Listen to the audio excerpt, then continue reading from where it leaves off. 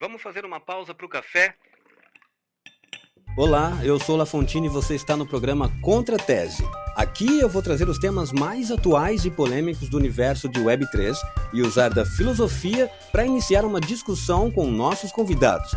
Cada um com uma opinião diferente. Vai discutir comigo sobre esse tema. É ou não é um bom papo? Se ajeita na cadeira e vamos tomar esse café com os amigos. Esse é um programa oferecido pelo estúdio Bloco Café.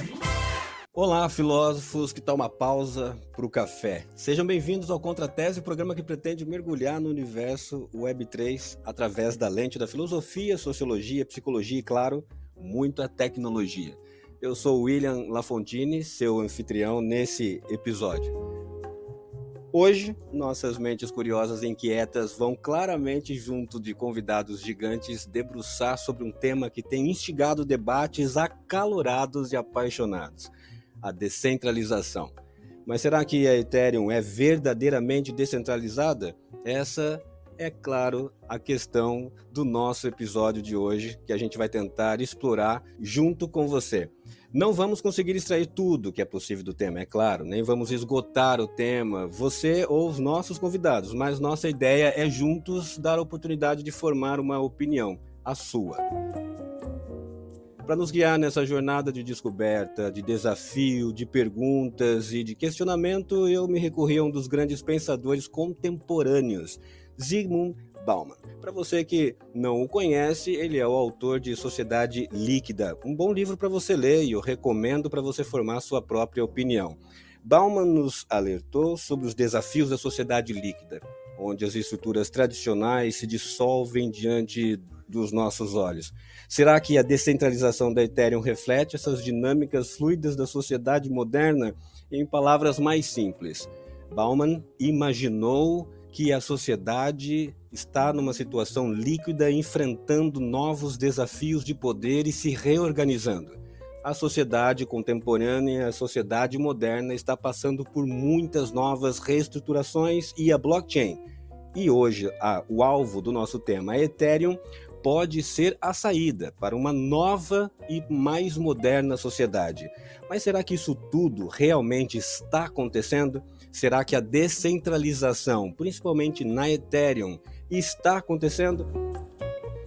Por isso, hoje nesse programa, os convidados Cauê Oliveira, que é Head de Pesquisas e analista da Blocktrends, e o Guelph, que é o co-founder da Modular Crypto, está aqui no nosso primeiro episódio, estreando Contra Tese, para discutir esse tema com a gente. Claro, nós não temos a menor intenção de colocar um convidado contra o outro e nem transmitir nenhuma informação para você que não seja baseada em alguma pesquisa. No final, duas mentes, duas personalidades vão tentar dar seu ponto de vista e junto dessa moderação que eu vou fazer com eles, você será o verdadeiro formador da opinião, que eu espero que no final desse programa você tenha a sua opinião formada, própria e possa experimentar. Durante nosso tempo junto, a gente vai mergulhar fundo na essência da descentralização. Vou questionar bases filosóficas e implicações sociológicas e as nuances psicológicas que a tecnologia pode trazer no enfrentamento daquilo que é utopia ou verdade. Ao desafiar nossos convidados aqui presentes e a nós mesmos, é claro, vamos expandir juntos nossos horizontes e compreender melhor o mundo em constante transformação. Portanto, prepare-se para um episódio de pensamento crítico, discussão provocativa, insights reveladores. E cada pergunta lançada, cada resposta ponderada, nos conduza mais perto da verdade, mesmo que essa verdade seja complexa e multifacetada. Agora sim, sem mais delongas e feitas devidas apresentações, vamos adentrar junto ao mundo desafiador das contrateses. Estão preparados para questionar comigo? Então pega seu café, vamos refletir e desvendar os mistérios da Web3.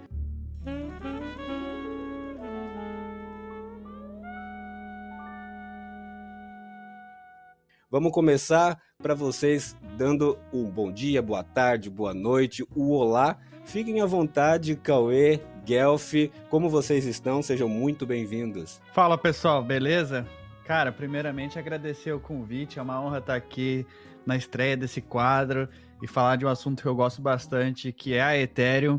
Agora, sobre a descentralização, a gente vai tentar, assim, cada um vai ter uma opinião diferente, mas vamos tentar chegar lá.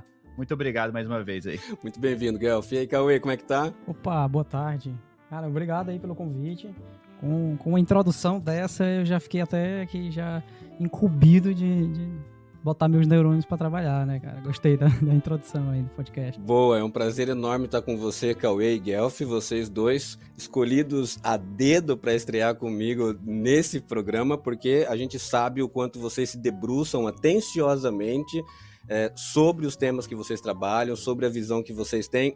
E, é claro, temos a companhia do host especial, o Uai, que vai trazer suas contribuições e também seus questionamentos sobre o tema do episódio de hoje. Pô, Lafontine, muito obrigado. Desejo aí uma ótima estreia, né? Temos aí pela frente aí 2 grandes nomes aí, tanto do ecossistema da Ethereum, quanto também do Bitcoin, Cauê e Guelph, 2 gigantes. Estou bem ansioso aí para ver aí as contribuições, vou aprender muito e, claro, vou aqui também dar os meus 2 centavos de contribuição nessa conversa.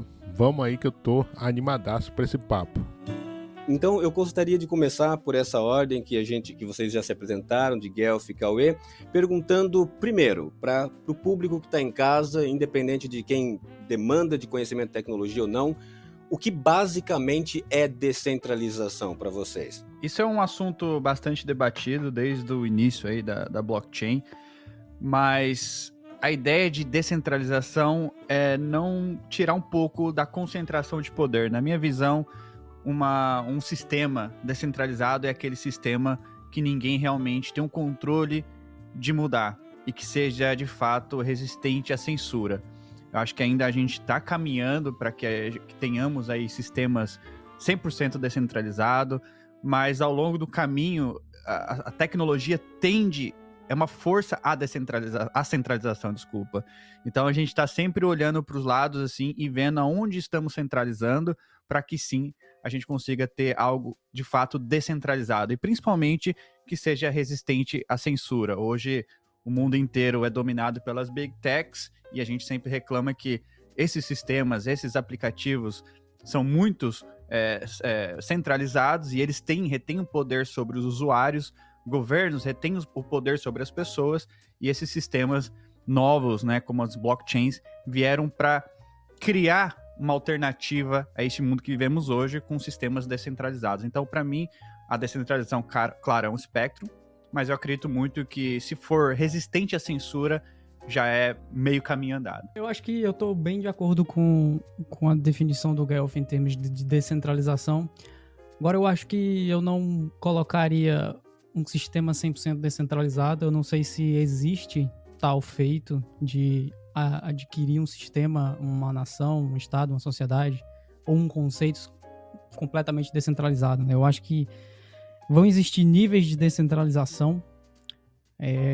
Agora, eu acho que a descentralização no contexto que a gente está discutindo aqui, de ter descentralização em blockchains, de ter descentralização dentro de um sistema monetário que funciona na base da internet, ela remete muito ao próprio conceito de livre mercado, né? Então, o próprio livre mercado mais tradicional, o conceito mais convencional de Adam Smith, de você ter um indivíduo que busca o próprio objetivo próprio e no meio dessa busca pelo objetivo próprio ele consegue cooperar para o bem comum, pode-se assim dizer, ou pela melhoria e eficiência do sistema do mercado como um todo. Ele acaba fazendo com que cada pessoa consiga ter uma forma de melhorar o sistema como um todo, buscando seus próprios interesses, né? Então, o próprio Adam Smith tem uma frase que diz: a riqueza de uma nação se mede pela riqueza do povo e não pela riqueza dos príncipes, né? E aqui é onde entra essa parte da descentralização, né? Nesse momento, a gente tem uma estrutura de mercado, de planeta, que funciona na base ainda de riqueza de príncipes, e a riqueza, quando tá... E aqui pode ser riqueza não só monetária, mas eu acho que valeria até a pena em riqueza informacional, talvez um dos bens e talvez uma das commodities mais importantes que existe no planeta hoje é a informação. E quando você tem tanto tipo de riqueza monetária quanto riqueza informacional na mão de um indivíduo ou de um grupo de indivíduos, você tem ali uma disparidade, uma desigualdade muito grande entre o que flui nessa própria sociedade, né? Quebrando o próprio conceito de livre mercado. Então, acho que a descentralização seria a massificação ou a plenitude de um sistema de livre mercado.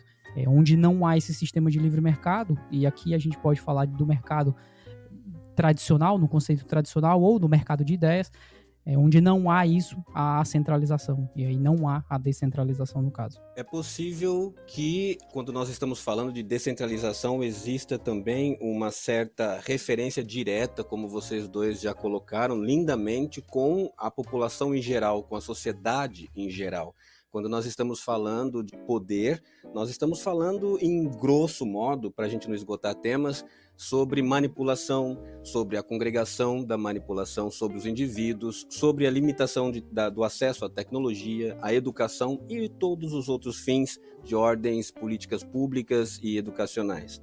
Por isso, quando a gente vê protocolos dentro da Web3 e a filosofia da Web3 nascendo, indo em direção a essa disrupção do Estado, do enfrentamento à manipulação de grandes estruturas de poder, de instituições, né, que definem como o mercado funciona, como o Cauê está trazendo, que definem o que é centralização e descentralização de maneira manipulada, como o Guelph trouxe a verdadeira ótica. Pensando nisso, esse é um desafio social, né? E a gente pode começar por aqui, porque as estruturas de poder, hierarquias sociais, considerando que seja manipulada ou que não esteja permitindo um acesso verdadeiro da grande população, o famoso mass adoption, né, como a gente fala dentro do Web3, não há adoção em massa a tecnologias que são tão importantes e ricas, justamente pelo fato de que a gente não caminha num acesso fácil. Pronto. Então, esse é um desafio social. Como você, vamos começar aqui na mesma ordem, Guelph, depois Cauê, como você, Guelph, vê a Ethereum lidando com desafios sociais como estruturas de poder, hierarquias sociais, considerando que ela seja supostamente descentralizada? Como que você vê ela resolvendo esses problemas? Maravilha. A Ethereum surgiu com uma filosofia do Vitalik, né, que é o cofundador da Ethereum, e lógico, tiveram outros grandes nomes aí, que é o Charles Hoxton, que hoje é o cofundador o fundador da Cardano, tem também o Gavin Wood da Polkadot, e lá atrás eles já tiveram divergência aí na qual caminho seguir com a Ethereum. E desde sempre, a filosofia por trás da Ethereum é que a gente construa um sistema descentralizado, que seja inclusivo e neutro. Manter a neutralidade da Ethereum é algo extremamente importante. Quer dizer, a Ethereum não tem que ter opinião sobre nenhum outro sistema construído no topo da Ethereum.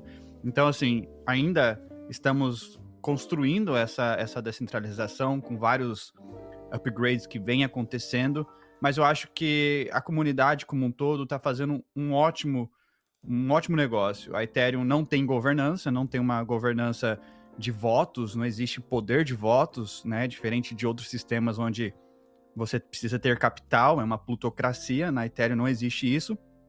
De fato, é a comunidade mesmo discutindo sobre como melhorar o sistema.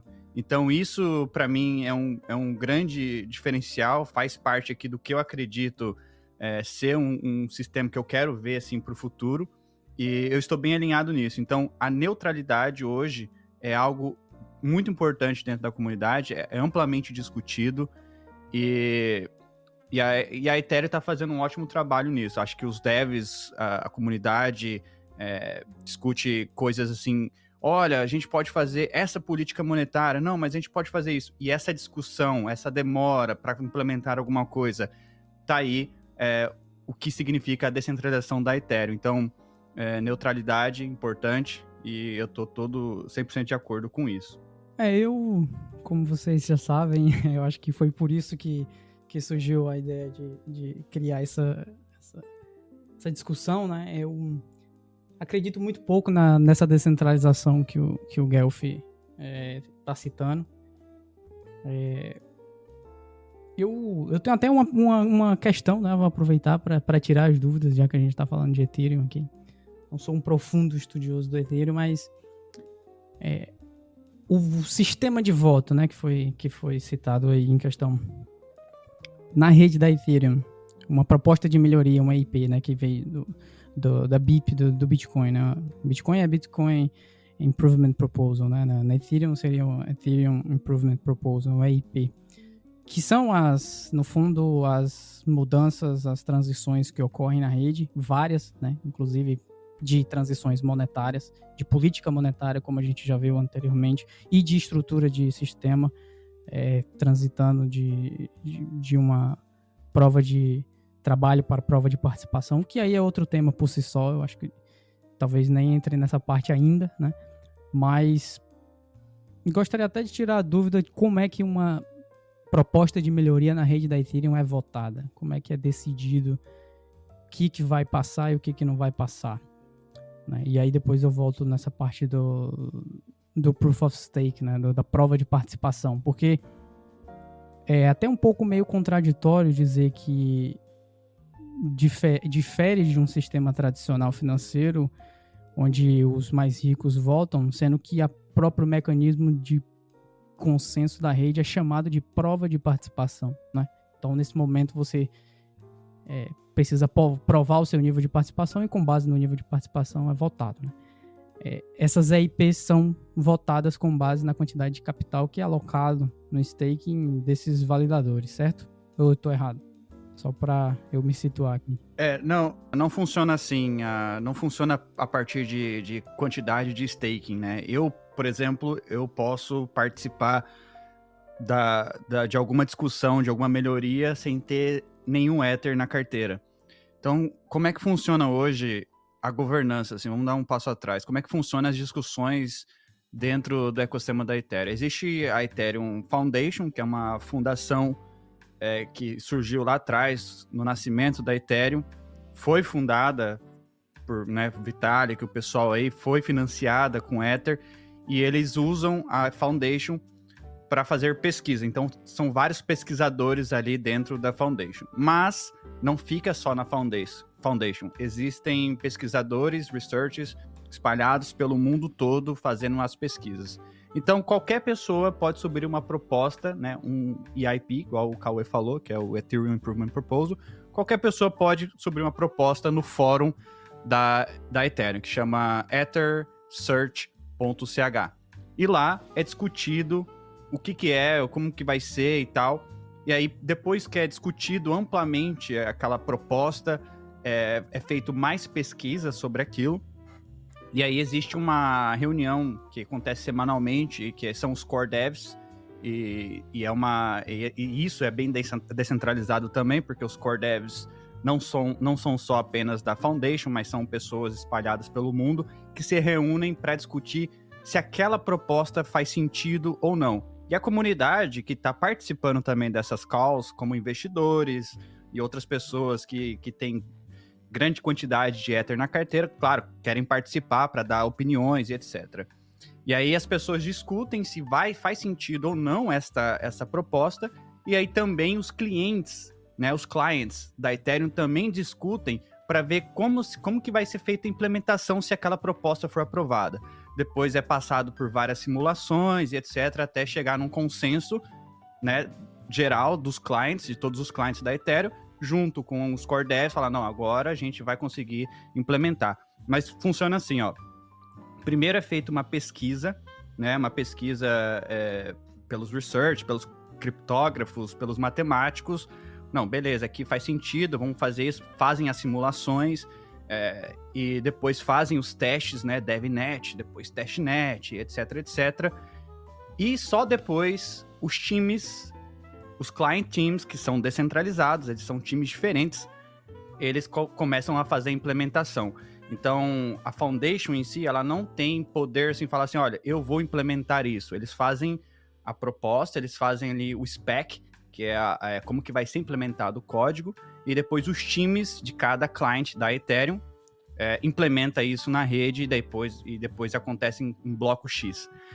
Então, é um processo até chegar a isso, e é por isso que é demorado, porque são várias e várias discussões até chegar lá, são várias implementações até chegar lá, e várias simulações, porque a gente está lidando com uma rede com mais de 120 bilhões de dólares ali travados, e não pode ser qualquer coisa que vá mudar a rede. Então precisa realmente ter uma discussão, e aí as pessoas discutem, igual eu falei, criptógrafos, não, isso aqui não tá certo, não vai dar legal, vamos fazer uma simulação, vamos mudar isso, vamos mudar aquilo. Outras pessoas vêm, não, tá certo, e aí chega num consenso. Então o consenso de qualquer proposta EIP passa por toda a comunidade, as pessoas que estão mais interessadas pelo core team, os core devs, desculpa, até ser implementado. Então por isso que demora. Você vê, nenhuma implementação da Ethereum, vou dar um exemplo aqui, claro, a outra rede, por exemplo, a Solana, estão passando por um problema agora, nesse momento, e a Solana Foundation não, vamos fazer aqui, vamos entregar rápido, dia 15 era para ter entregue ali um upgrade. Na Ethereum nunca isso vai acontecer.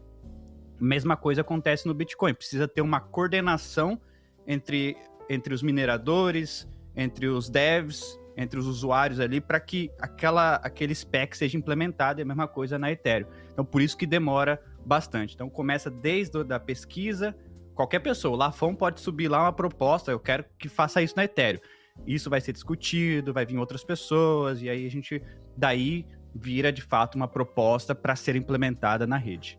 Eu entendi a parte da discussão, todo mundo vai discutir a proposta, mas a minha dúvida foi mais em relação ao voto. Como é que é executado o voto da proposta? Todo mundo discutiu, mas a discussão é vocal, beleza, estamos discutindo aqui, não gostei e tal, mas na hora de votar sobre a proposta, quem é que vota nesse caso? São os validadores, são os nós, são essas pools de staking, quem é que vai dar o voto lá no protocolo? Essa parte é que eu não entendi bem. Não tem votos, né? Acaba sendo um consenso entre todos os clients da Ethereum e também os core devs. Então, assim, claro que sempre vai ter um ou outro que vai discordar, mas a grande maioria tá concordando com aquilo. É muito parecido com o que acontece no Bitcoin hoje, né? Não tem um sistema de votos ali, não existe um sistema de voto onde eu coloco meu Ethereum stake para votar. Não existe isso. É realmente o consenso. Mas, principalmente nos clients da Ethereum. A gente pode até fazer uma comparação. O Bitcoin tem o Bitcoin Core, que não sei se tem outro client no Bitcoin, mas acho que o Bitcoin Core é o mais utilizado hoje. E na Ethereum a gente tem o Geth, tem Nethermind, tem Prisma, tem mais 5 clients diferentes. E são times diferentes. Então precisa todo mundo entrar num acordo, porque se um não tiver de acordo com a proposta, ele acaba criando um fork da rede e pode dar algum problema. Então, começa essa discussão e ele entrou no consenso entre todos os times, entre os core devs, entre os pesquisadores, tá tudo certo. Aí, isso é implementado. Foi o que aconteceu com o Merge. O Merge da Ethereum começou com uma proposta do Vitalik, só que demorou 3 anos de discussão, implementação, testes, mudanças, modificações, até ser implementado. E aí, como a comunidade toda estava de acordo com aquelas mudanças, foi implementado, entendeu? Entendi essa parte. Então, o client seria como se fosse o nó, né?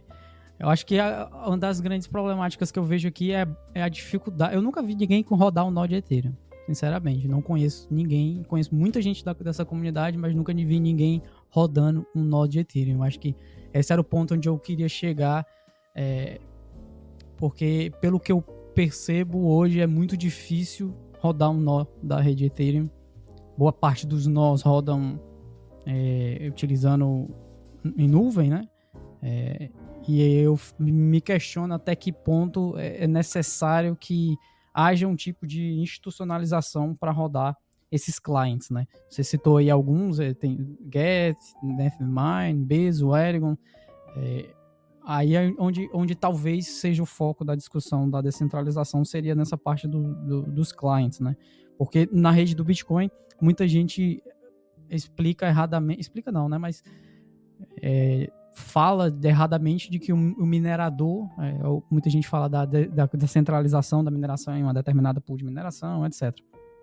Só que no final das contas, quem vai passar também uma proposta de melhoria, uma transição na rede é os nós. E aí a gente tem, por exemplo, 17 mil, alguma coisa assim, deixa eu até verificar aqui quanto de nós, né, no caso de nós de Bitcoin, acho que são 17 mil, 18 mil, inclusive subiu muito agora com essa entrada das runas, né?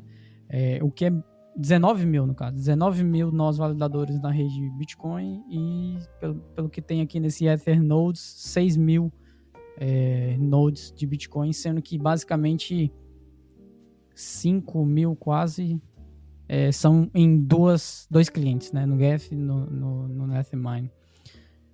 E aí eu me questiono, né? Realmente me questiono aqui, trazendo questionamento do quão fácil seria para rodar um node Bitcoin, porque eu acho que se for... Obviamente aqui a gente discute níveis de descentralização, né? Eu acho que não existe essa questão de não é descentralizado e é descentralizado. Eu acho que pode ser pouco descentralizado ou mais descentralizado. Nesse caso, eu acho que um dos pontos fracos em termos de descentralização é justamente isso. Essa dificuldade em participar desse consenso, né? Mas podemos seguir com as outras perguntas que eu acho que... Você falou aí do Bitcoin, não sei se você estava se referindo a Ethereum. Isso, da dificuldade de rodar o node da Ethereum. Ó, eu posso falar por mim, eu rodo um node, porque eu era muito ligado dentro da comunidade. Existem dois tipos de clients, né? Existe o Consensus, e tem o Execution Client. Então, você pode rodar um node, qualquer pessoa pode rodar um Archive Node, que não custa dinheiro nenhum para rodar um node. Você instala o software na sua máquina e você está rodando ali um Archive Node para garantir todo o histórico da rede. E se você for rodar um node validador, aí você precisa colocar Ether em staking. Hoje a barreira é 32 Ether para você entrar e rodar e colocar ali em staking. E aí isso depois é dividido em mais 3 categorias, que são os relayers. Se alguém entra como validador, ele pode escolher extrair MV da rede, e aí provavelmente ele vai contratar um serviço de relayer, flashbots, que pode ser uma certa centralização, e nisso também tem os builders, que é outra camada que também a gente já entrou num consenso na comunidade que vai existir uma certa centralização nos builders. No entanto, se a gente olhar o roadmap da Ethereum, todos esses probleminhas já estão sendo resolvidos de certa forma, estão sendo discutidos e implementados. Aliás, estão criando a implementação spec para ser implementados, mas é uma questão de tempo. Igual eu falei, demora até que algo dessa magnitude seja posta na rede. Mas, e aí tem também a centralização dos clientes, né? Como você falou aí, e existe o Geth, que é o cliente mais robusto, mais antigo, surgiu em 2015, junto com a rede da Ethereum, até antes, inclusive, na testnet. E ele tem ele é majoritário hoje na rede. Hoje representa 63%. Então, se houver algum problema no Geth, pode ser que a rede sofra algum problema. Mas essa arquitetura de multicliente é extremamente importante para a descentralização. Porque se a gente tiver apenas um cliente, né, um client apenas, e houver algum bug nesse client, aí pode ser que a rede sofra uma consequência muito grande. Então, assim, a ideia da Ethereum, e sempre foi o design da blockchain, é ter essa arquitetura multicliente justamente para evitar que seja censurada, né? E isso acontece em todos os níveis, não estou falando só dos validadores, só dos clients, acontece também nos relayers. Os relayers foram censurados. Recentemente, a Tornado Cash, que é um aplicativo, foi censurado pela OFAC lá nos Estados Unidos. E os relayers, que são empresas centralizadas, tiveram que sancionar o protocolo, ou seja, as transações que vêm dele passam por esses relays, são censuradas. Mas tem outros que não censuram. Então, de fato, a gente vê aí uma certa descentralização. Agora, é um processo, certo? Assim, ainda hoje é difícil afirmar que, olha, os clients estão totalmente descentralizados. Não estão. Se acontecer um problema na Geth, que é o principal, a gente vai ter um problema gigantesco na rede. Então, a ideia é, sim, continuar descentralizando, talvez até ter mais clients para aumentar esse nível de descentralização na parte do staking. Uma das questões que me surge aqui quando você aborda essa parte dos nós validadores, né? Que, beleza, tem vários clients, Só que uma coisa que você citou aí, que eu quero aproveitar para tentar compreender também, por exemplo, $100 mil é o custo para rodar um novo validador, certo? Você citou aí 32 Ether, que tem que ter staking para ter esse tipo de client, né? Tem 2 clients, um eu entendi, que é o que roda o histórico da rede, e o outro é o que supostamente ele vai fazer ali o consenso, né? Se ele pode decidir adotar uma proposta de melhoria ou não. Se ele não decidir adotar uma proposta de melhoria, a rede pode, em determinado momento, forcar e aí ter 2 redes paralelas, como já teve anteriormente. Não nesse caso, porque hoje é diferente o algoritmo de consenso, né? Mas, nesse caso, o client, para você ter um client, você tem que ter esses 32 Ether em stake, certo? Certo. Para ter um nó validador da rede e receber as recompensas, 32 Ethers, exato. E esse nó validador é o mesmo que, no final das contas, ele vai fazer parte do consenso e vai decidir se vai ou não propagar uma proposta de melhoria. É isso também, né? Exato. Aí você roda o client dentro do seu nó validador. Você escolhe qual você quer e você roda ele. Entendi. Então, só daqui a gente já começa a pôr um degrau, né? Para o nível de descentralização que um nó validador possui dentro da rede da Ethereum, né? Então só para clarificar, para você começar a fazer parte dessa discussão sobre melhorias e sobre alterações, você tem que ter no mínimo $100 mil, né? Só que a gente já pula um degrau e já retira a maior parte dos indivíduos comuns que transacionam e investem atualmente, né? Porque se você sequer tem $100 mil para fazer uma validação, significa que você pelo menos tem aí pelo menos uns 400, 300 mil para estar investido. Então a gente já retira boa parte dos indivíduos comuns desse consenso, né? Então eu acho que aqui já, talvez na minha perspectiva, já reduz um pouco a descentralização da rede, porque por mais que eu possa rodar um histórico, eu não vou conseguir participar de uma melhoria, de uma decisão que for tomada, só indivíduos com uma quantidade alta de capital. Então aqui a gente já tem um conceito muito claro de que você só pode participar dessa rede determinada se você for alguém com bastante capital. Algo muito similar a outros sistemas sociais, talvez políticos, que nós conhecemos no mundo, né? Onde você só consegue sentar à mesa junto de um político, junto de alguém que está decidindo políticas públicas, se você for pelo menos um empresário, se você for pelo menos um indivíduo da alta sociedade. Só que claro que a gente pode ter níveis e níveis, talvez em determinado nível seja muito mais alto o valor. Nesse nível aqui que a gente está percebendo, tem aqui um limite de 32 Ether, que eu acho que só aqui já me dá só que já me mostra algo que eu não gosto muito, né? Outra questão que eu tinha para trazer era agora dúvida, né? Novamente eu vou tirando dúvida e vou questionando ao mesmo tempo. Se o cara com 32 Ether e um nó validador tem diferença para um cara com 100 Ether ou 150 Ether de um nó validador. Eles dois possuem a mesma quantidade de importância no consenso da rede, ou o cara que tem 100 Ether e possui talvez, eu não sei se um validador conta a cada 32 Ether, aqui você pode me corrigir, se é 32, aí o cara com 64 é outro nó validador, ou se o cara com 50, 60, 80, ele possui um validador só também. Aqui você pode me explicar melhor, mas a minha dúvida é se a pessoa com 32 Ether tem diferença para a pessoa com 100 Ether, com 150 Ether, com 500 Ether. Para validação, tá? Aqui eu estou tentando entender. Boa, deixa eu dar um passo atrás, então. Você falou aí da barreira econômica, e realmente tem essa barreira econômica para você rodar um node, mas diferente de outras redes, tá? O requerimento de hardware para alguém rodar um node, para verificar a rede da Ethereum, é muito baixo. O meu node eu rodo num Raspberry Pi, e eu conheço muita gente que roda numa Raspberry Pi, que é um computador muito pequeno e barato. $400, $500 você compra um computador para rodar um node da Ethereum.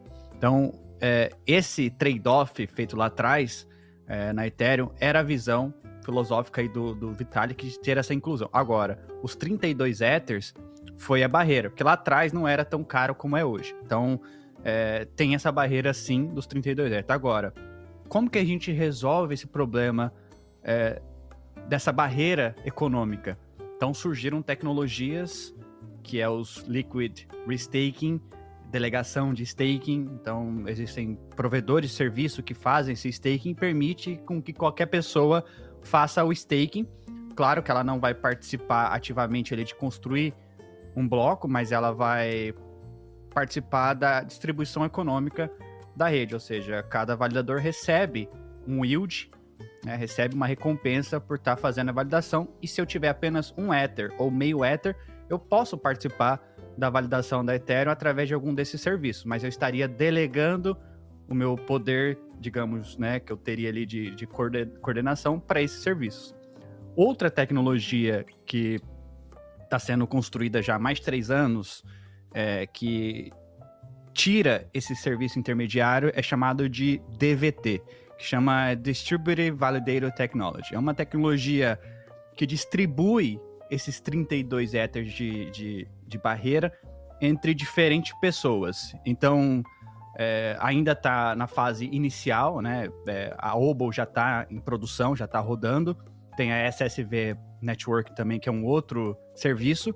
Ela permite com que você faça o staking na rede e tenha posse da chave privada com outras pessoas. Então, podemos reunir, por exemplo, 10 pessoas e rodar um nó validador, e cada pessoa vai ter ali uma parte da chave privada sem precisar de serviço nenhum. Então, isso já diminui a barreira para 3 Ethers para fazer o staking, e você vai construir blocos também.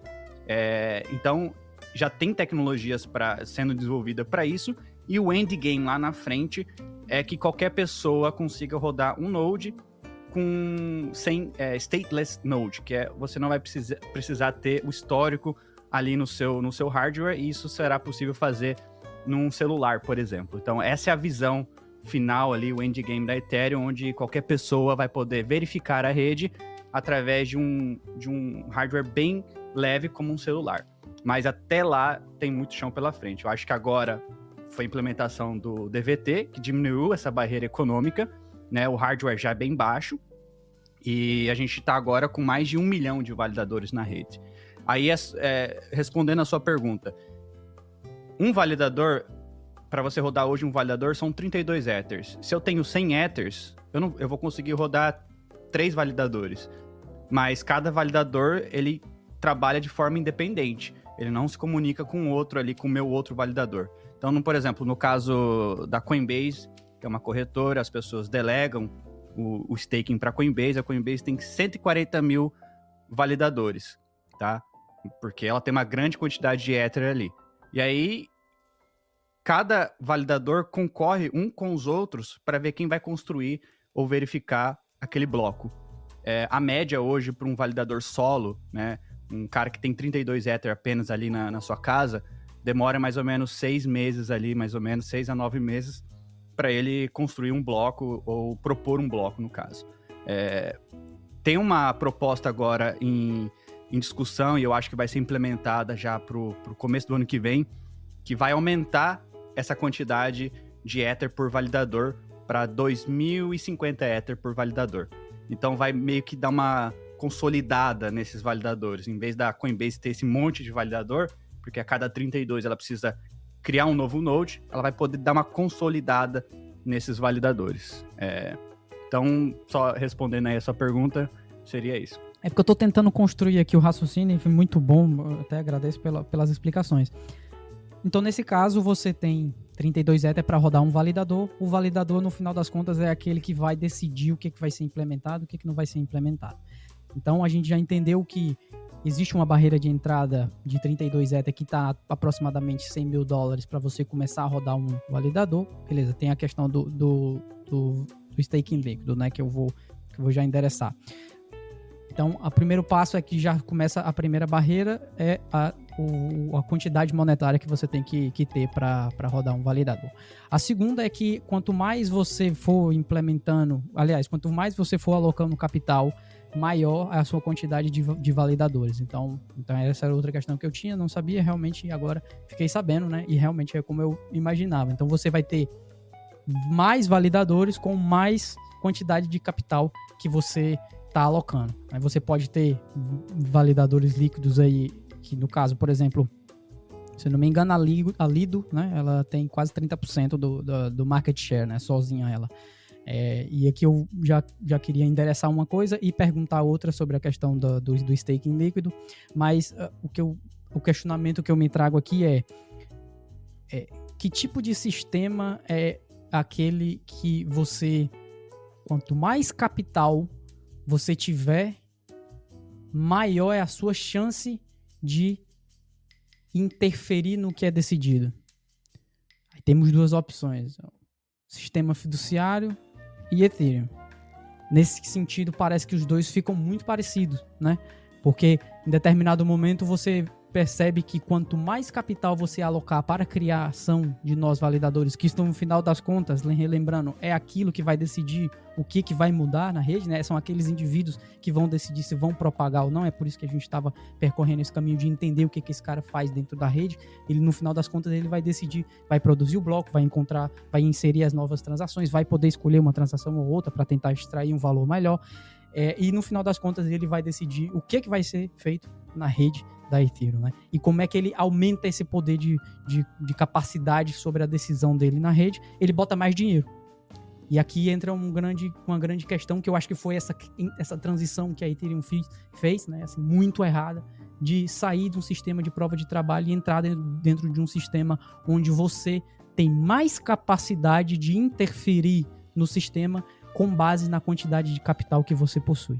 E hoje você citou muito bem, a Coinbase ela possui 13,86% do market share de staking na rede, com 13,78 bilhões de dólares em staking na rede Ethereum, né? Aí você coloca uma empresa centralizada com a capacidade de decisão e produção de blocos muito robusta dentro da rede. Óbvio, você pode ter milhares de validadores. E aqui, primeiro eu fiz o questionamento, agora eu queria tirar a dúvida. No caso, o staking líquido, essas pools, né? Por exemplo, como a Lido, a Ethify, essas aqui, elas... Quem tá colocando lá, você falou, acho que foi 100 Ether, né? Sem Ether não, 1 Ether, já não me lembro quando você falou que podia entrar de staking. Quem decide é esse cara? Ou é a pool, ou por exemplo, a Lido vai decidir o que eles vão propagar na rede, ou é o cara que está dentro ali da Lido que tem a capacidade de decidir também? Ótima pergunta. Existe um sistema dentro do Proof of Stake da Ethereum que chama Slashing. Então, independente se a Lido, que hoje tem 28%, acima de 33%, é risco de centralização da rede ter um fork, etc. Mas abaixo disso, né, o que é a proposta hoje da comunidade, diminuir a relevância da Lido, ou seja, os outros sistemas estão incentivando as pessoas para migrar o staking para lá, mas existe esse sistema de slashing. Se o validador agir de forma maliciosa, tentar implementar um bug para mudar alguma regra, alguma coisa ali, ele sofre uma penalidade onde ele perde parte do capital. Então é uma forma de você... ter certeza que ele vai agir de boa fé. E no final, se a gente houver um ataque, né, econômico na rede, então hoje a Ethereum tem 120 bilhões de segurança econômica, a gente houver um ataque em cima da rede, a gente apela para a camada social, tá? Então a camada social são as pessoas se reunindo, como foi que aconteceu lá atrás no fork da Ethereum Classic. Mas isso é o último recurso, é o botão vermelho mesmo, a gente não quer que isso aconteça. E aí você disse aí sobre a segunda pergunta. São designs diferentes, tá? Então eu vou fazer uma comparação aqui entre Lido, que você mencionou, Etherfi e Rocket Pool, por exemplo, que é um outro serviço aí de liquid staking. A Lido, ela optou por ter uma certa centralização na hora de escolher ali quem são os indivíduos que vão fazer a validação. Então ela optou por ter mais pessoas profissionais, ou seja, empresas profissionais para fazer essa validação. Se eu não me engano, a Lido hoje conta com cerca de 32 empresas que fazem a validação de todo esse capital. Lógico que eles estão implementando ali melhorias, estão implementando o DVT, que eu mencionei aqui agora há pouco, mas é assim que funciona a Lido. Quando você faz seu staking, e o mínimo para fazer na Lido, se eu não me engano, é 0.1 Ether, você coloca lá em staking, você está permitindo com que a Lido tome conta da sua chave, daquela chave privada. Não é a sua chave privada, mas você está dando o poder para eles. Então, você delega aquela função de fazer o staking para a Lido. Então, a Lido e os validadores que fazem o staking na Lido decidem. Então, pode ser, sim, que um validador que a Lido tem ali dentro dos 30, haja de forma maliciosa e esse validador sofre um slashing. Esse slashing, então, é dividido socialmente entre os outros. Agora, o caso da EtherFi já é um pouco diferente. A EtherFi escolheu por ter um design onde o indivíduo que faz o staking na EtherFi, eles direcionam para vários nodes. Então, quando junta 32, eles criam um node, e esse node usa a tecnologia de DVT que é distribuída. Então, diminui bastante o risco e diminui a centralização. Se 2 dessas chaves aí que eles distribuíram cair, o node continua ativo e não acontece nada. Agora, a Rocket Pool já optou por um outro design. O design da Rocket Pool, para o cara que fazia o staking, eles já diminui a barreira também, então você consegue rodar um node da Rocket Pool com apenas 8 Ethers. Em breve você vai conseguir rodar com apenas 4 Ethers. E aí o restante, né, para completar os 32, eles juntam dentro de uma pool. Então, assim, você roda o node, você vai precisar ter o hardware, você roda o node da Rocket Pool com apenas 4 ou 8 Ethers, e aí o restante para completar os 32 vem de uma pool de liquidez dentro do sistema da Rocket Pool. E aí você ganha uma comissão de 15% dos tokens dessa galera que está dentro dessa pool. Só que você precisa colocar também um colateral em staking do token da Rocket Pool, o RPL. Agora, depois vai sair isso, mas agora, nesse momento, você precisa colocar em staking, além do seu Ether, né, como um nó validador, você precisa colocar um pouquinho de RPL, 10% do valor que você colocar. Então, se você colocar 8 Ethers, 10% do valor em dólar, você precisa colocar em staking o token RPL para garantir que você não vai agir de forma maliciosa com as outras pessoas que vão entrar dentro dessa pool sua. Então, são designs diferentes que estão ajudando nessa forma, nessa inclusão de descentralizar ainda mais a rede na forma de staking. Cara, fantástico, muito maneiro. Deixa eu dar uma contribuição agora nessa discussão aqui. Na verdade, fazer uma pergunta também, direcionar para o Guelph, mas depois o Cauê também fica à vontade para falar. É um movimento também da preocupação da própria comunidade. Por exemplo, o Cauê trouxe as questões da Lido ter ali um market share de 30%. Isso tem diminuído. Recentemente, a gente até deu no Modular News sobre a questão da Lido estar implementando agora o Simple DVT também para tentar buscar uma maior descentralização. Com relação aos clientes, né, em janeiro desse ano, nós tivemos a Nethermind, que na época tinha 8%, hoje cresceu bastante, está com 34%. Ela ficou off. Naquela época ali, a gente falou, que bom que era só 8%, né? Porque senão poderia ficar mais complicado. Hoje, por exemplo, com 35% quase da rede já é preocupante. Eu queria buscar isso com você, Guelph. Como é que está a preocupação assim com relação a essa centralização nessa? Acho que é um pouco o que o Cauê também está puxando, né? De que no fim das contas acaba sendo centralizado. Mas eu queria saber os esforços que a Ethereum vem fazendo. Você trouxe, por exemplo, a questão dos protocolos de restaking, também é um caminho.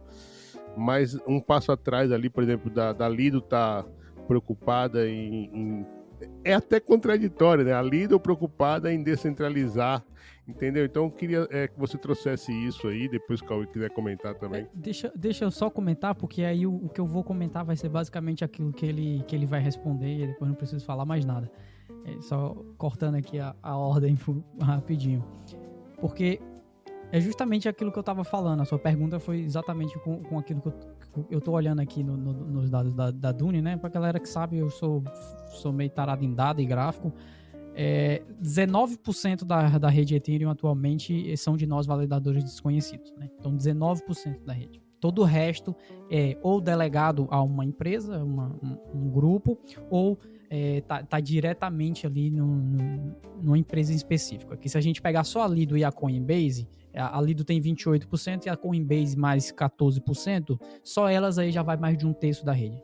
É muito fácil se juntar, numa mesa dá para juntar todo mundo.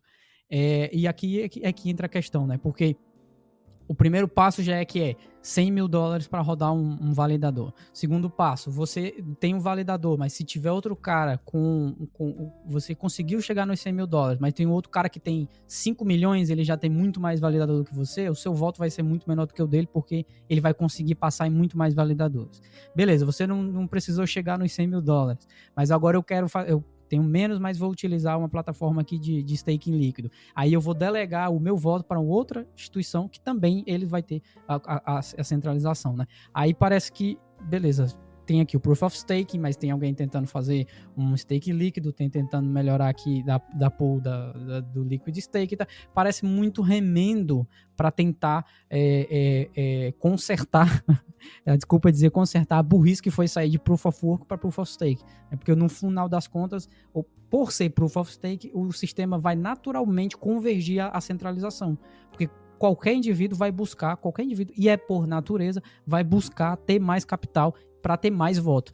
Então, acho que é só o comentário que eu queria fazer antes de você responder a pergunta do Y. Eu acho que o sistema monetário da Ethereum hoje incentiva você fazer o staking, mas foi muito bem planejado e desenhado, onde se houver muita gente fazendo o staking, não vai ter yield e possivelmente pode até ficar negativo, desincentivando as pessoas a fazerem o staking.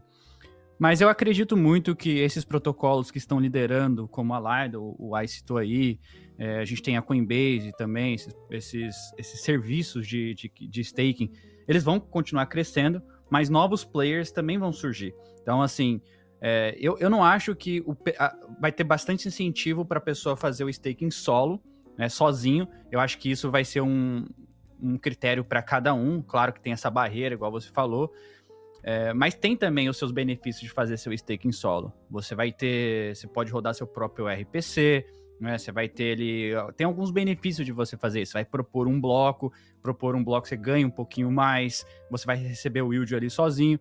Então isso já é uma parte boa. Agora, falando das instituições aí, como o Ai citou, medidas como incentivos econômicos, eu acho que é a chave aqui para a gente diminuir a centralização nesses caras grandes. Então, campanhas como o que a EtherFi vem fazendo, né, distribuindo aí incentivos como airdrops, esse tipo de coisa, fez com que eles crescessem muito no mercado. E outros players também vão surgir. Eu não acho que a gente precisava... Houve muita discussão na comunidade, a gente precisa intervir ali na Lido, eles precisam diminuir, eles precisam fazer alguma coisa. Eu sempre acreditei que o mercado iria resolver isso. E é o que está acontecendo agora. O próprio mercado está resolvendo isso. Surgiu players novos aí de restaking, como a EtherFi, falou que vem para cá, façam seu staking aqui, que você vai receber aqui um yield e tal, vai receber isso, aquilo.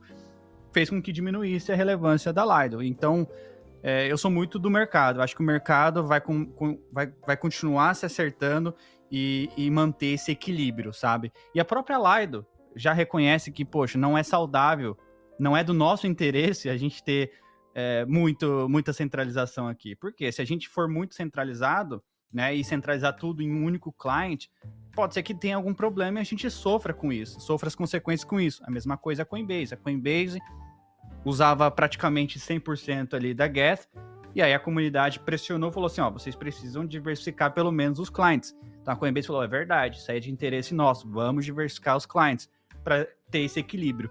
Então eu acho que eu acho que é bem alinhado essa questão dessas empresas em não estar tão relevante, em diminuir o seu market share ali, diminuir a sua centralização para benefício próprio também, porque a rede precisa continuar rodando, precisa continuar descentralizada e diminuir o risco também, porque se a Lido hoje sofrer algum bug ou for hackeada, qualquer coisa desse tipo, a rede inteira vai sofrer a consequência. Então, para isso não acontecer e eles manter o negócio de pé, eles precisam agir de acordo. Eu tenho certeza que se os filósofos contratualistas estivessem escutando o Cauê e Guelph, vocês dois conversando com esse poder, com essa postura gigante, educados e tocando em assuntos fundamentais, todos eles estariam extremamente orgulhosos.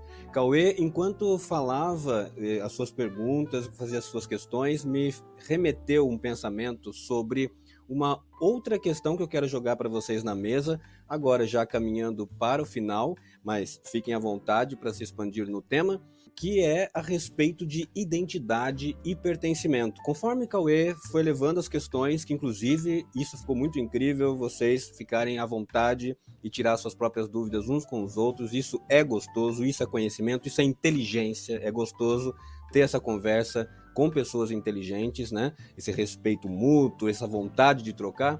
E aí me veio esse feeling sobre uma das características da blockchain, que dentro da Ethereum, como que ela impacta essas noções tradicionais de identidade e pertencimento. Vou localizar vocês aonde foi que isso me veio.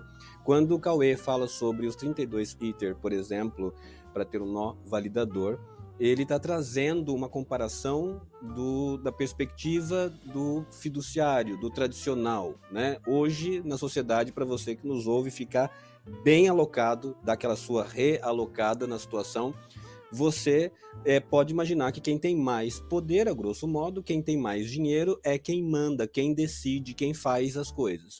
E a comunidade dentro de um protocolo, dentro da Web3, ela simula, de maneira ainda grosseira, a ideia de que seja comparada com a sociedade.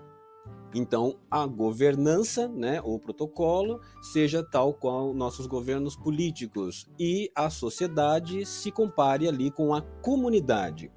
E a minha pergunta é, se vocês, estando dentro da comunidade ou não da Ethereum, olhar para ela, vocês as veem como alguém que está impactando positiva ou negativamente nessas noções tradicionais da comunidade? Ou seja, a Ethereum fornece um ponto positivo para identidade, pertencimento, assunto inclusive que, como a gente citou Bauman no começo, é assunto que é fundamental e importante na sociedade, e quando há reuniões humanas, quando há agrupamento de pessoas, né? Isso é sociedade. As pessoas querem saber se aonde ela está, aquilo está indo na direção de sua busca, se a identidade minha como indivíduo está sendo valorizada com o passo e o roadmap que o protocolo está dando, enfim. Vocês, eu gostaria de começar com o Cauê agora, do Cauê para o Guelph. Cauê, como você acha que a comunidade está se sentindo frente à postura Ethereum? E depois o Guelph pode nos mostrar a visão dele, por favor. Aqui vai ser muito difícil eu dar um posicionamento melhor, porque eu não me considero estando dentro da comunidade do Ethereum. Não é por conta das minhas críticas e tudo, e obviamente você falou muito bem de a gente ter um papo completamente técnico e sem ataques nem nada. Eu prefiro sempre dialogar assim, até citando também Voltaire, né, que diz que eu posso discordar do que você diz completamente, mas eu vou continuar defendendo o seu direito de dizer, o seu direito de fazer. Eu não consigo perceber como estar dentro da comunidade Ethereum, mas olhando de fora, eu acho que no conjunto geral de ter essas discussões de descentralização, isso é positivo. Então eu acredito que por estar indagando e trazendo pessoas a compreender a descentralização e o livre mercado, isso acaba sendo positivo para o conhecimento humano no geral. Então eu acho isso interessante. Agora, o que eu acho negativo, e é justamente aqui os meus pontos em relação à descentralização do Ethereum, é justamente porque você começa a ter um sistema que supostamente deveria ser descentralizado, que surgiu de uma ideia que é de fato descentralizada, que é a ideia do Bitcoin. Só que aí você começa a aplicar ferramentas, comportamentos, manipulações ou interações que são comuns àquilo que a gente já tinha anteriormente, ao sistema tradicional de governança que nós tínhamos naturalmente, antigamente. Então, antigamente não, que ainda existe, né? Mas anteriormente. E aqui eu volto a citar a primeira coisa que eu falei aqui no podcast, né? E foi por isso que eu falei isso, porque eu acho que tanto o argumento do início ou o argumento do final seria que a riqueza de uma nação, e aqui, novamente, não seria necessariamente a riqueza monetária, mas a riqueza em nível cultural, em nível de capacidade de pensamento e tudo, mas a riqueza de uma nação se mede pela riqueza do povo e não pela riqueza dos príncipes. E aqui o que a gente veio compreendendo mais a fundo sobre a estrutura de funcionamento da rede Ethereum, é que ainda nós estamos vendo a riqueza da nação sendo medida pela riqueza dos príncipes. A riqueza dos príncipes aqui seria, no caso, quem tem muito capital para criar um validador, ou as empresas que estão ali criando a sua própria validação. Então nós temos um grupo que está replicando esse mesmo conceito de organismo centralizado de poder, só que agora já não tem mais um indivíduo único, mas talvez um grupo. Há de argumentar que isso seja mais positivo, de sairmos de um indivíduo único para um grupo e posteriormente talvez para um grupo muito maior, que muito maior e muito maior, até chegarmos a um nível de descentralização razoavelmente positivo para a sociedade no geral. E aqui, beleza, como eu disse no início, não há o descentralizado e o não descentralizado. Eu acho que há níveis de descentralização e nesse momento é por isso que vem o meu questionamento, vem a minha crítica de eu achar que a Ethereum ainda não é descentralizado o suficiente para aquilo que ele propaga ser, né? Para aquilo que almeja ser. Talvez isso a gente possa voltar a ter essa conversa daqui a 5 anos e aí a gente refletir novamente sobre isso. Nesse momento eu acho positivo trazer pessoas para esse conhecimento, para esse pensamento de existir a descentralização, mas acho negativo por estar cometendo as mesmas práticas ou coisas muito similares do que já existe no sistema fiduciário tradicional. Para mim, assim, hoje, a minha visão, sistemas que são mais descentralizados, Bitcoin, sem dúvida, e a Ethereum. A Ethereum surgiu com a ideia do Vitalik, ele é um Bitcoiner, e ele criou a Ethereum com a intenção de ser algo mais expressivo. Né? Então, o cripto é maravilhoso porque a gente conseguiu expressar interesse das pessoas no digital, criar comunidades digitais e as comunidades ali que fazem, no final do dia, que fazem esses sistemas acontecer. Eu acho que existe toda uma filosofia ali por trás da Ethereum que, como eu já falei aqui no início, que a ideia é, qualquer pessoa tem que ter o direito de verificar a rede. E uma blockchain, para mim, só é uma blockchain se você consegue verificar o que aconteceu. Você não precisa confiar em ninguém, trustless. Então, no momento que você tem algum ator ali que passa por confiança, aí já não é tanto um sistema de blockchain, seja mais um Web 2. Se chama blockchain, mas eu acredito também na descentralização progressiva. A Ethereum, para mim, hoje já está nesse nível onde qualquer pessoa pode verificar a chain. Claro que não está no mesmo nível, por exemplo, que o Bitcoin, porque são sistemas diferentes, ou propostas diferentes, né? Mas a gente está criando esse sistema para lá na frente a gente ter essa expressividade, enfim, esse sistema bem descentralizado e neutro. A neutralidade é sempre importante. Neutralidade por quê? Porque a gente não pode e não deve ter nenhum órgão central ali que define as regras. As regras devem ser definidas pelas pessoas que fazem parte da rede. Então, as pessoas que acreditam nesta mesma filosofia de verificabilidade e de neutralidade, elas apoiam o sistema que a gente está construindo, né? E eu gosto muito de tudo isso. Eu apoio o que a rede tem a oferecer. Lógico que tem muito trade-off, então vamos fazer comparações aí além do Bitcoin. O Bitcoin se propõe a ser aí o dinheiro da internet, o hard money, e está fazendo um ótimo trabalho nisso. A Ethereum quer ser aí o settlement layer da internet, ou seja, a camada de consolidação. Não sei se essa é a palavra para traduzir settlement, mas é a camada de consolidação ali da internet. E em cima da Ethereum serão criadas várias e várias outras blockchains, vários outros sistemas, né? Mas existem outras comunidades também que pouco se importa com isso. Eu quero barato, eu quero pagar pouco, eu quero ganhar muito dinheiro, mas não quero pagar nada, né? Eu me recuso a usar a Ethereum porque é muito caro.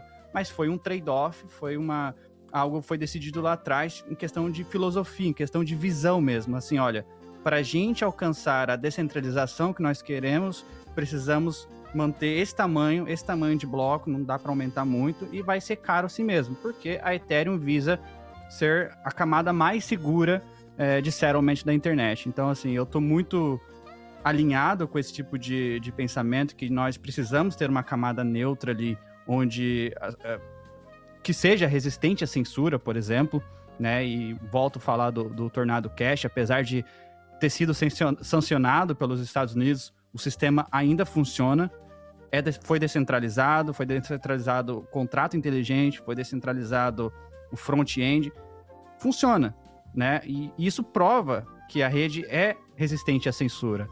No entanto, tem muitas coisas ainda para ser feitas, é um caminho, né? É um processo e ainda muita coisa para melhorar. E o mais importante que a Ethereum tem hoje, na minha visão, é o Ether, que é o dinheiro da Ethereum, e ele tem a segurança econômica que a Ethereum se propôs a fazer. Então, eu estou bastante alinhado com isso e eu espero que a rede continue cada vez mais melhorando e trazendo mais pessoas para utilizar. Sobre essa questão da segurança, saiu um estudo recente, né, que a Ethereum e o Bitcoin, as duas são incorruptíveis aí financeiramente, né? Já não pode dar mais, enfim. Gente, que fantástico essa estreia. Muitíssimo mesmo obrigado pelas contribuições. Acho que a gente tá mesmo com um material fantástico aqui. Cauê, Guelph, muitíssimo obrigado. Eu vou também felicitar o Lafontine por esse programa, a sua condução também. Parabéns, cara. Temos aqui um excelente pontapé inicial. E eu quero passar, antes de devolver pro Lafontine, pro Guelph e pro Cauê, cara, para vocês fazerem as considerações finais. A nossa audiência quiser acompanhar vocês aí, o que vocês estão fazendo. Enfim, o Pelicano, né, o Gino Matos, faz no programa dele lá, o Papo de Pelicano, o beijinho da Xuxa. Então eu queria que vocês dessem aí as suas considerações finais e agradecer, viu? Obrigado mesmo por essa contribuição, essa discussão aí, Guelph e Cauê.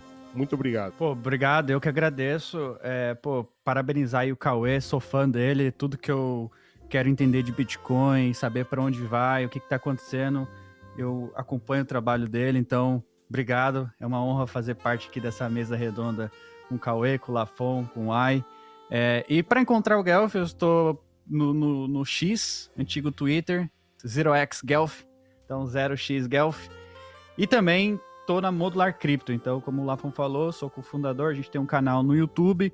Toda terça-feira a gente tem o estado da Ethereum, que a gente fala bastante sobre a Ethereum, a gente fala também sobre o universo de DeFi, a gente não fica só dentro da Ethereum, a gente fala também de tudo o que está acontecendo em DeFi, nos outros sistemas, inclusive no DeFi, no Bitcoin. E também estou construindo um projeto chamado Perfect Pool. Eu gosto bastante de tecnologia, gosto bastante de tudo que está acontecendo, então me acompanhem nas redes sociais. Valeu! Obrigado aí, queria agradecer pelo convite. Obrigado, Ai, obrigado, Lafontine, obrigado, Guelph aí não conhecia o trabalho de vocês lá na Modular. Já tinha ouvido falar, mas é muito difícil acompanhar tudo que acontece. Super show de bola, cara. Bate-papo aqui. Só para finalizar, eu acho que, diria que a Ethereum é uma boa empresa, né? Não, falando sério. Eu acho que estudar, eu acho que a melhor forma da gente conseguir elevar esse nível de conhecimento e esses níveis de discussões que a gente tem aqui, eu acho que esse bate-papo é um exemplo disso, que dá pra gente fazer discussões e levantar questionamentos sem atacar um ao outro e conseguir, dentro de um espaço de tempo curto, aumentar o nosso nível de conhecimento somente em fazer questionamentos. Eu acho que esse também é uma forma de estudar, né? Então eu acho que estudar o Bitcoin, estudar esse mercado como um todo deve ser um objetivo de todas as pessoas hoje, porque essa é o tipo de estrutura que vai suplantar e vai melhorar muito a nossa sociedade como a gente conhece hoje, ainda vai alterar muito daquilo que a gente conhece, né? Então eu diria, só para finalizar, para o pessoal que estude Bitcoin, estude o mercado como um todo, estude Ethereum também para saber como é que funciona, e para quem quiser me acompanhar e quiser acompanhar aquilo que eu produzo em termos de conteúdo educacional e conteúdo analítico também, pode procurar aí pela Block Trends. Basicamente todo o meu material está na Block Trends. Nós temos um grupo privado e temos uma plataforma completa de cursos, análises, tem muita coisa lá, meus indicadores on-chain também estão todos lá. E quem quiser me acompanhar em redes sociais é só buscar Cow Economy. Eu estou em Instagram e no X também, né, antigo Twitter, onde eu publico mais. E é isso. Muito obrigado aí pelo convite. Eu também gostaria de agradecer veementemente por esse papo. Foi incrível, incrível mesmo. Diga-se de passagem que a gente estava esperando um papo gigante, um papo maravilhoso, mas vocês dois ajudaram a fazer com que nós iniciássemos contra a tese com o pé direito, com uma discussão incrível. Muito obrigado, Guelph, muito obrigado, Cauê. Vocês dois foram e com certeza são incríveis, porque a gente só dá aquilo que tem e vocês deram muito intelecto, muito conhecimento hoje. A discussão sobre a viabilidade da descentralização na rede Ethereum e em outras blockchains transcende os aspectos técnicos, envolvendo reflexões profundas sobre a natureza humana, a dinâmica social, os paradigmas filosóficos subjacentes.